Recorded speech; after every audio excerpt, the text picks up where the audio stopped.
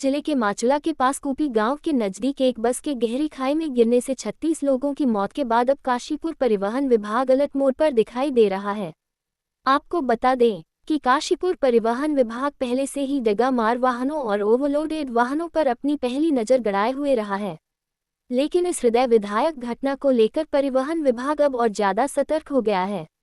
आज जब एआरटीओ विमल पांडे से वार्ता की गई तो उन्होंने बताया कि घटना वास्तव में बहुत बड़ी हृदय विदारक घटना है और इसको लेकर अब काशीपुर में दौड़ने वाली बसें हो या पहाड़ों पर चढ़ने वाली बसों की पूरी देखभाल की जाएगी। उन्होंने कहा कि वैसे तो समय समय पर गाड़ियों की फिटनेस पर ज़्यादा ध्यान दिया जाता है और कोई व्यक्ति समय निकलने के बाद फिटनेस नहीं करता है तो उनके द्वारा उस व्यक्ति को नोटिस भी जारी किया जाता है। उन्होंने साफ लफ्जों में कहा कि इस घटना से पूरे उत्तराखंड को सबक मिला है। अब इस तरीके की पुनरावृत्ति ना हो इसके लिए अभी से ही कमर कस ली गई है। तो लगातार हमारे काशीपुर बाजपुर जसपुर क्षेत्र में हम लगातार ही जो पैसेंजर व्हीकल है उनको भी चेक करते रहते हैं और ओवरलोड के भी चालान लगातार होते रहते हैं, चाहे वो मैजिक हो या बसेज हो या प्राइवेट जो कमर्शियल यूज़ करते हैं। अभी एक गाड़ी सीज हुई है अभी मेरे सामने, वो लगातार वो कार्यवाही चल रही हैं। और जो मुझे लगता है इस जो दुर्घटना से सीख वाली बात है, तो मुझे लगता है कि जिस जो समय होते हैं जब जैसे कि त्योहारों का मौका है या शादियों के सीज़न होते हैं या बच्चों की गर्मी की छुट्टियों के बाद जो सीज़न होते हैं, जब बहुत सारे भारी मात्रा में लोग अपने प्रदेश को वापस लौटते हैं और तो ऐसी स्थिति के समय में वाहनों के बसों के फेरे बढ़ाए जाने पर हम विचार कर रहे हैं। इस संबंध में आरटीओ सर से भी मेरा डिस्कशन हुआ था और चूँकि जनता को आना जाना होता है और व्हीकल अगर कम होती हैं तो फिर वो ओवरलोड की स्थितियाँ बनती हैं, तो ऐसी स्थितियाँ ही ना बने उन पर हम विचार करें कि कैसे कैसे में ऐसे स्थितियाँ बनाएं कि ये स्थिति ना आए कि लोगों को ओवरलोड चलना पड़े। तो ऐसे मौक़ों पर जब भारी संख्या में लोगों का आना जाना होता है, त्योहारी सीजन विवाह के या ऐसे मौके जब होते हैं, तो वाहनों के फेरे बढ़ा जाने पर विचार करने का काम रहेगा और बाकी चेकिंग का काम जो हम करते हैं वो लगातार करते रहेंगे और भविष्य में भी जारी रहेगा। बात की जाए जिस तरीके से पहाड़ पे चढ़ने वाली गाड़ियां हैं उस पर जो है ज़्यादा सतर्कता बरतने की ज़रूरत है, तो उस पर क्या कहना चाहेंगे? देखिए, अब यहाँ से तो कोई गाड़ी पहाड़ पर चढ़ती नहीं है, तो मेरा क्या मैं इसमें बोलूँ, पर ठीक है, पहाड़ में चढ़ने वाली जो गाड़ियाँ हैं पहाड़ों में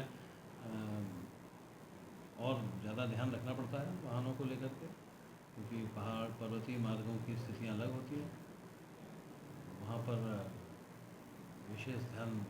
ओवरलोड से लेकर के गाड़ी की फिटनेस से लेकर के गाड़ी की टायरों की कंडीशन और उनको विशेष रूप से ध्यान दिए जाने की ज़रूरत है। लेकिन चूँकि अब यहाँ पर तो कोई पर्वतीय क्षेत्र नहीं है, इसलिए मेरा टिप्पणी करना उचित नहीं है, बट मेरा अनुभव चूँकि मैंने पहाड़ में नौकरी की है, तो ये है कि वाहनों को वाहन स्वामी को खुद भी सचेत होना चाहिए, क्योंकि ये उसकी भी बहुत बड़ी जिम्मेदारी होती है, क्योंकि इस समय वाहन स्वामी के ऊपर भी बहुत मुसीबत आई है जो दुर्घटना हुई है। जिस तरीके से बताया जा रहा है कि मटचूला से चल करके रामनगर को ये गाड़ी आ रही थी, इसमें भी लगभग 60 से ऊपर सवारियाँ थी, तो इसमें भी जो है कहीं ना कहीं कोताही बरती गई है, कहीं ना कहीं कुछ ना कुछ हुआ है जिस तरीके से घटना घटित हुई है। क्या कहेंगे सर? अब देखिए, इसमें व्यक्ति तो ज़्यादा थे, 60 थे या 55 थे, तो एग्जैक्टली नहीं मालूम है, पर वो मौका चूँकि ऐसा था कि दिवाली की छुट्टियाँ बीती, एक साथ बहुत सारे लोगों को जाना था और देखिए अगली बस लेट थी, बहुत सारे लोगों को कनेक्टिंग जो उनकी गाड़ियाँ थी दिल्ली की या अन्य जगह की जहाँ पे वो जाना था, वो जाने के बहुत लोग उतावले भी होते हैं जाने के लिए, और वो बहुत दुर्भाग्यपूर्ण घटना हुई है, बहुत ही दुर्भाग्यपूर्ण घटना हुई है। तो इसी को लेकर के मैं आपसे कह रहा हूँ कि ऐसे मौक़ों पर हमको चिन्हित करके, ऐसे मौक़ों को चिन्हित करना और वाहनों की संख्याओं को बढ़ाना, फेरों को बढ़ाना, ये भी एक हल हो सकता है जिसमें ओवरलोडिंग की स्थितियाँ ना रहें। बाकी सड़कों की स्थितियाँ भी, जैसे वहाँ पर पैरापेट्स नहीं थे, उस रोड को मैं पर्सनली भी देख के आया, तो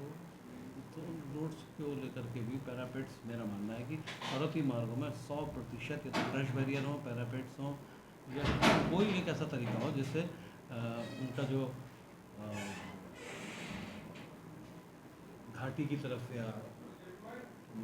नदी की तरफ जो किनारा है वो पूर्ण रूप से सुरक्षित हो, क्योंकि मनुष्य का जीवन बहुत कीमती है और उसे किसी भी तरीके से बचाने का हमें प्रयास करना चाहिए, कैसे भी बचता हो, लेकिन हमें प्रयास करना चाहिए। और उसके लिए क्रश बैरियर या पैरापेट्स या इसी तरीके के जो और साधन हैं जिनसे वाहनों को गिरने से रोका जाए, वो 100% हमें अपने पर्वतीय मार्गों पर बनाए जाने